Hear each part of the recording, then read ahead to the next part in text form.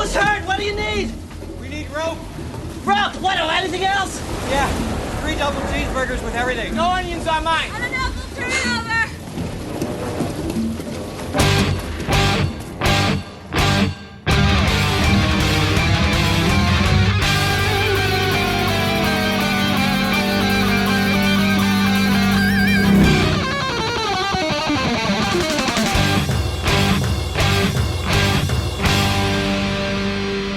Welcome to the Mad Max Minute, and take your hat off, boy, when you're talking to me, and be there when we watch Mad Max Fury Road 1 minute at a time. I'm Rick. And I'm Julia. And today we're talking about minute 72, which begins with Furiosa and the wives retreating from the Bullet Farmer's assault, and it ends with the war rig escaping the quagmire. Rounding out the week with us is our resident expert on things that we all assumed were long dead. It's Brad Mull from the Jurassic Minutes podcast. Hello, guys, and yes, it's been a fun week, but sadly too, I must become unbogged and move on shortly, but we've got another minute to discuss before we get there. You can't always stay stuck in mud or, say, amber. Eventually, you gotta get dug up or dug out, and then before you know it, you're terrorizing San Diego or narrowly eating rich children. They are so tasty, though. You'd be a dinosaur in this situation, obviously. Oh, obviously. Yeah. Plenty of food.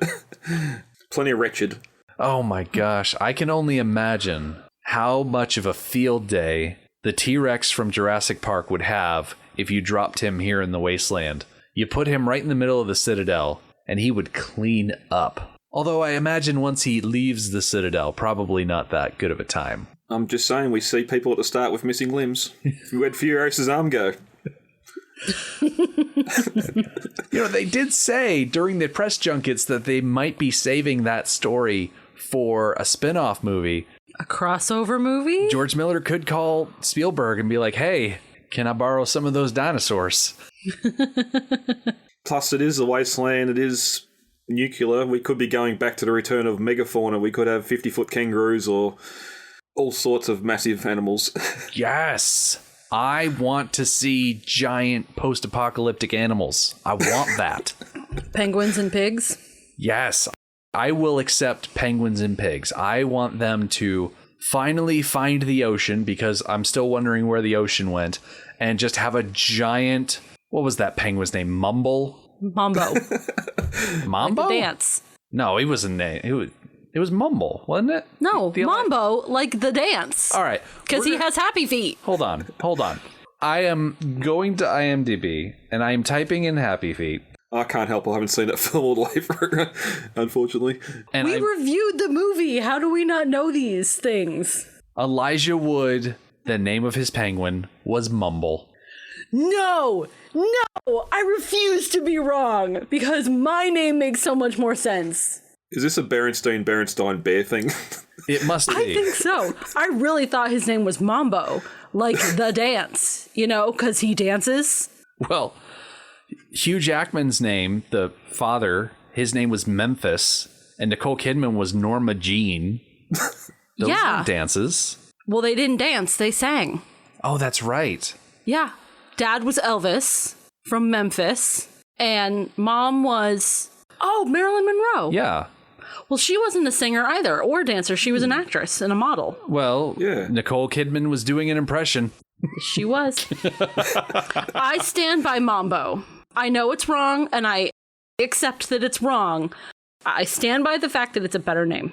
The important thing is that I want to see Furiosa find the ocean that went missing in Beyond Thunderdome, and a giant Mumble the penguin leaps out of the water and bites off her arm or something like that. Something ridiculous. That would be ridiculous. Mark, if you're listening, you can have that idea. Have fun with it. It's our gift to you. Battle penguin.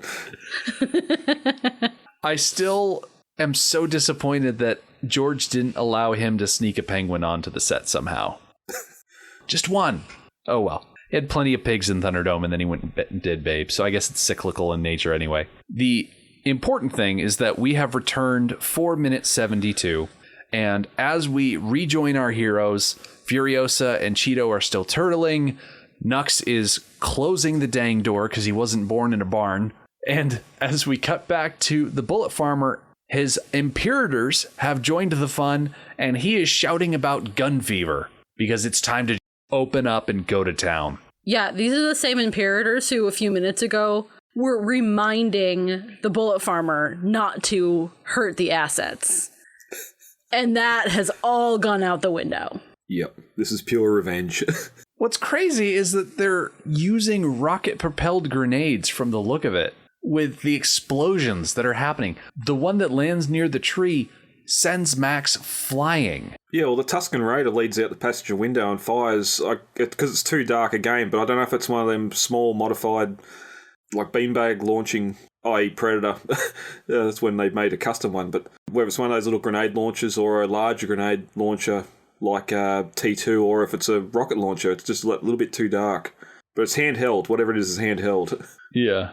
One, I mentioned, lands by the tree. Another one lands right behind Furiosa, and it knocks her over, and they roll underneath the tanker. And while hiding under the tanker might seem like a good idea in the short term, once the tanker gets rolling again, you're going to find yourself in a situation where your hiding space is moving. And if you're not paying attention, then you're left behind. And it has big wheels. Well, yeah, you can always get run over. It's always an option. Always. And Nux doesn't know they're under there. No, it's a momentary place to hide, but a lot of things are happening at the moment. It's not somewhere you want to stay.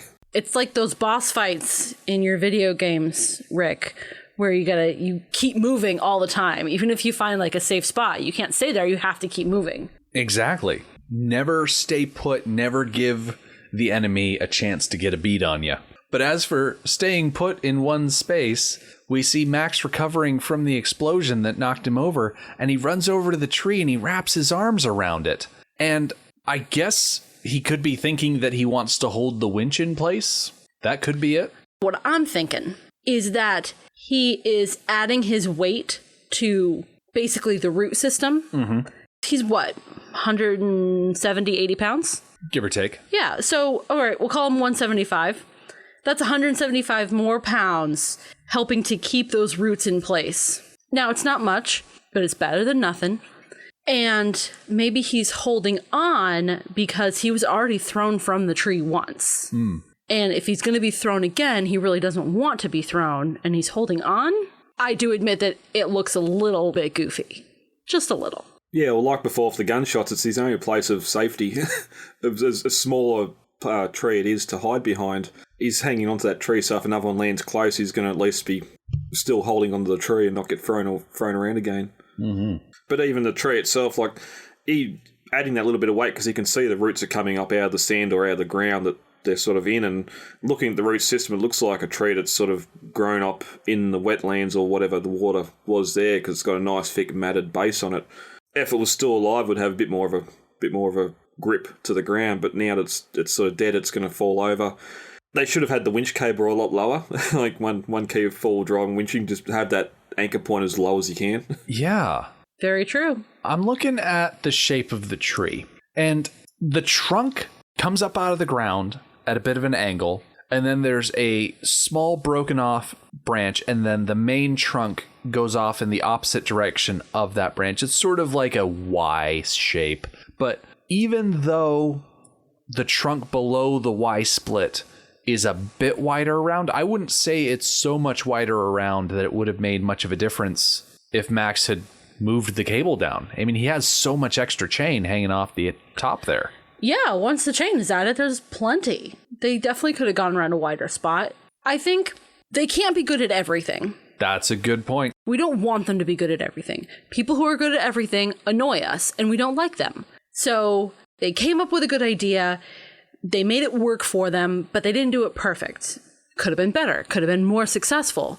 So it makes them a little bit more like us and a little bit more likable. And honestly, Nux didn't even know what this thing was called. He didn't even realize it was a tree. He thought it was a thing. And they are doing this under gunfire. So the fact that they put it up at Max's shoulder height, like, that works for me. I love the ingenuity of it. I love that Nux was thinking outside the box, that he was trying to do something different than they already had been doing. Because even though he was hiding out, he was still aware of what they were trying. He heard them pulling the tires off the side. He noticed that they were getting stuck. I mean, technically, he also kind of got them stuck the second time around, but I think that was going to happen no matter who was driving. But I just love that Nux thought up a plan, and he was one of the elements that made it successful. And here in this minute, sure, the roots of the tree are starting to pull out of the ground, and that tree goes over pretty far before the rig eventually breaks out. But hey, it works. And that is such a good feeling when a plan comes together. And they didn't even have to call the A-team. Yeah.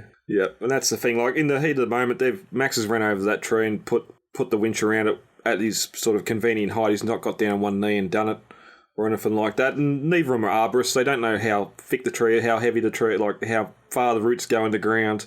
There could be 3 or 4 feet of sediment on top that just anchor it even more. It would have been pretty frustrating for them to be like, yeah, we're going to wrap the winch around the tree. And then Toast, because she's the knowing, would say, oh no, that's this sort of tree. You don't want to wrap it around that one. It's got a shallow root system. Then everyone would have to turn around and be like, really, Toast? Now you're going to be a know-it-all? Come on. It's better than nothing. If it was green, it'd still be that, well, you're a man, you're still trying to destroy it. Well, here's this nice green thing, you want to hook a war rig up to it. It's 2,000 horsepower of nitro-boosted war rig. It's not a small thing. No. It's not pulling a bicycle out of a mud puddle.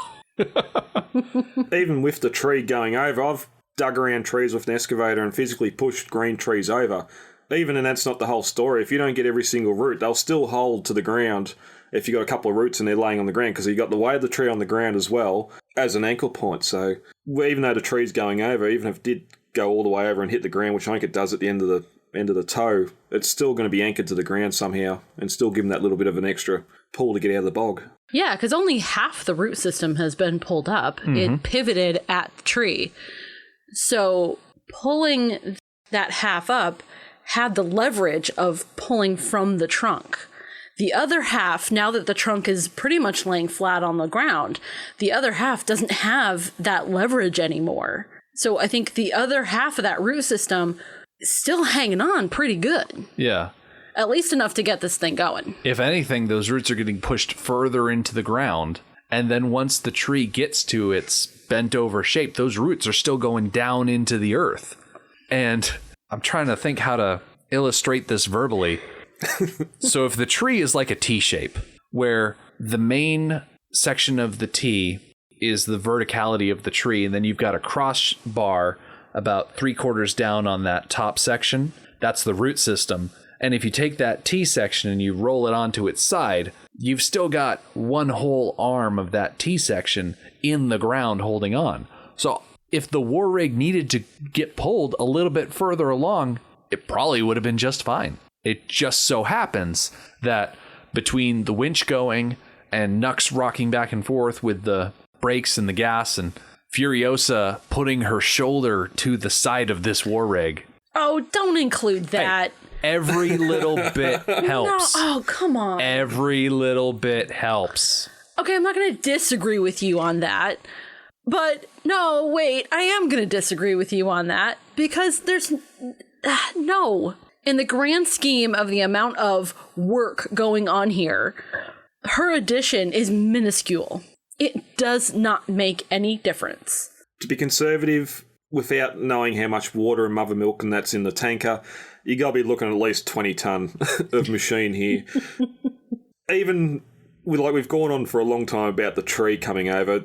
The fact that the winch on the front of it has only got small cable and looks like it probably wouldn't even tow out an F-250, where it's here pulling out the war rig, and what it does later is even worse. But yeah, for Furiosa to go and push up on the side and start yelling, just... I do love the editing, though, because the editing makes it look like Max and Furiosa, like, just do this thing on their own. He's holding onto that winch and the tree, and she's pushing, and they make it work. They fix it all by themselves. Yeah, well, Nux is there popping the clutch, just trying to get those wheels to grab.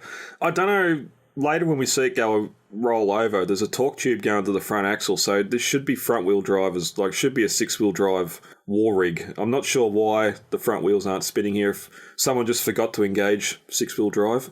Nux is driving it, so he might not know how it works, but I just found odd you never see the front wheels turn. Yeah, he's just happy to be there. He says that he knows the war rig, but he probably knows the inner workings of the war rig. He probably doesn't know exactly how to engage all of its systems in a pinch when under pressure. Well, Furiosa was driving before, right? And she didn't. That's when it got bogged the first time. Well, dang, now I can't even remember. See, that's the problem with the war rig getting stuck in the mud twice. Like, it all blurs together. There are things that happened in the first time it got stuck, and then the things that happened this time it got stuck. And it's two different instances, and I can't keep them straight. And I'm just glad we're getting out. Yeah. We are finally getting out. Oh, and one of the moves that I absolutely love in this minute is where Max is able to undo the winch and then toss the hook out in front of the war rig before jumping on the side, because it's such a smooth motion. And the winch sucks up that cable so quickly that it doesn't get caught up in a wheel or cause trouble or anything like that. Yeah, it's a move that if you're not paying attention, you don't even know that that's happening. I at first was like, oh, are they just going to drag the tree along with them? It took me a couple of watches to catch that. Mm-hmm. I noticed it, and knowing how winches work, that winches don't spool up that quick. It's a tape measure on the front of that thing, just straight in. But again, war rig, so it's obviously modified to do certain goals. Like, even as we get Nux later working, he knows how to fix engines. He's working on the V8s. Whether or not some of the war boys have access to the vehicles when they're parked up back there, or whether he's got his own vehicle at the moment, but the goal is to one day drive the war rig, so he knows all about it, he knows how it works, he knows how to fix it, because that's probably more important than being able to drive it. But he does the job here and there. They find some high ground. Yeah. It's such a good feeling, and I love how Max gets up in the window and he's got his arm hooked over there, and Nux looks over at Max in the window. He's got this giddy smile on his face that he got to drive the war rig. Like, glory me, bloodbag. This was the thing that he wanted more than anything. Well, he wanted to, I guess, get the recognition from his God King and then drive the war rig. But you know what? His priorities have shifted. This is now the number one thing that he wanted. And I particularly like the visuals here, because this is very similar to Furiosa driving and Ace coming to her window. That's right. And chatting and checking in and whatnot. And it also harkens back to Thunderdome, just as a daytime shot where you get Max come up. So what's the plan? Plan? There ain't no plan. Yeah. Same thing, just to come up and see this big grin on Nux's face, the same as the big grin on Pig Killer. Mm-hmm. When he's sitting there driving the truck, like, he's probably never done anything like that, and here he's driving a vehicle down the road at high speed. Here it's a bit shy, but I feel like this is the point at which Nux has proven himself to Max. I think Max hops up into that window and he sees Nux driving and he's like, hey, you know what? This kid, maybe he's not that bad. Like, sure, he was one of the people that orchestrated me being strapped to the front of a vehicle. He caused me a lot of grief. And maybe now at this point, Max is thinking maybe it's a good thing that I didn't blow his wrist off with a shotgun. He might be coming around a little bit. And either way, like we've said before, there really just aren't that many choices right now. He can decide later whether or not to trust him. For now, Nux got them out of the mud. Yep. Got them to the rise. And despite the fact that they are still somewhat under fire, they are able to get up over the ridge onto more dry land. And it's been a solid, 2.5 weeks that we've been stuck in this quagmire, and it's nice to finally be free of it. Like, maybe not free of this nighttime scene for sure. We've still got a little bit more way to go in the dark, but it is nice that we're not going to have to worry about getting stuck again. This has been a very frustrating experience, constantly getting stuck. I am grateful that it's over. I just want to point one thing out. At the end of the minute, when Max untethers the winch from the tree, tosses it to the front, just want to note that he left the chain behind. So that the chain has completed its character arc, and it is leaving the movie now. All right. I just love the whole time here. the last couple of minutes this week where you've just had that score in the background, just that dun dun dun dun, dun, and that is my favourite thing with this film in general, is just the score, what Junkie XL done here. In the earlier movies where, yes, there is a score there, but a lot of the score is the vehicles. It's the cameras are there on rigs in front of the vehicles as they're being driven and that, so you get a lot of that audio from the cars, but here it's all music, it's all Anthem, it's all the choir stuff, and it's just absolutely fantastic. Love it. And to think if they weren't successful on this, they would have never done Wonder Woman or any of the other films they've done into the future. So, but that pretty much brings us to the end of this minute and the end of this week. Brad, if people wanted to listen to your stuff, you told us on Monday, but tell us again where they should go if they want to hear more of you. All the socials, Jurassic Minutes. You'll find us on there, me and David, or the website is jurassicminutes.wordpress.com, but it has been updated in a little while. We're in the dark. We're about halfway through Jurassic Park 3 at the moment, so it's looking up as we get towards the end of that film and start going into some more popular films in the franchise. That's right, because once you're done with 3, you said you were going to go on and do World, and it's Jurassic World, and then is it Jurassic World 2? I didn't pay attention when it came out. Yeah, Jurassic World Fallen Kingdom. That's what it is. Okay, yeah. They used a subtitle on that one. Okay. Yeah. That's why we bring in the experts. Spoiler warning, personal favourites, they decline after Jurassic Park 3, but that's for us to discuss on the minutes. Exactly. I don't want to steal your thunder on any of that, so we'll just have to send everybody over to your show to hear all of that dino content. Man, lovely. It's hard not to love the Jurassic Park movies, warts and all. As for us, we will be coming back on Monday. Nux marvels at getting to drive the war rig, Furiosa gets a status report, and Max hatches a cockamamie scheme. The Mad Max Minute podcast is a fan project by Rick and Julia Ingham. The Mad Max franchise was created by George Miller and Byron Kennedy, is presented by Kennedy Miller Mitchell Productions, and distributed by Warner Brothers. Mad Max Minute is produced and edited by Rick Ingham. Our opening music is Verdi's Dies Irae by Daniel Bautista of danielbautista.com. Our home on the internet is madmaxminute.com. You can follow us on Twitter at madmaxminute, like us on Facebook by searching for Mad Max Minute, and join our Facebook listener group, Mad Max Minute Beyond Microphone. If you'd like to support the podcast, visit madmaxminute.com, where you can see what's in our TeePublic store, join our Patreon, or even donate to the show to help us keep the tanks full. Thank you for joining us for minute 72 of Fury Road. We'll see you next time.